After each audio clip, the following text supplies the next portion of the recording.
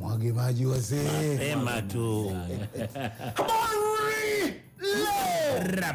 Soma habari leo limeandika mwanafunzi Tabora Girls ajifungua chooni, RC awaka. Chooni? Basi ngoja nibadilishe. Mwanafunzi Tabora Girls ajifungua msalani. Tafanyaje? Bado ndimu kama haitaki. Mwanafunzi Tabora Girls ajifungua toilet. Maliwato.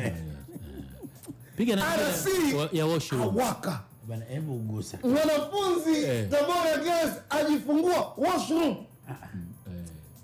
RC awaka. Sasa mkuu wa mkoa wa Tabora Paul Chacha yeye ameamuru walimu waliofundisha shule ya wasichana ya Tabora kwa zaidi ya miaka 10 kuhamishwa katika kituo cha kazi. Sababu Chacha anayasema hayo baada ya kubaini kuwapo kwa mwanafunzi aliyejifungua na kutelekeza mtoto kwenye vyoo vya hospitali ya rufaa ya mkoa wa Tabora. tukirudi chumvi, Chacha nataka tutamsikia Chacha ni kwa nini ni kwa hivyo walimu waondolewe waliofundisha miaka 10. Lakini pia miaka ya nyuma wakati sisi tunasoma shule kulikuwa kuna utaratibu wa matron kuwacheki hawa mabinti. Je, umeisha?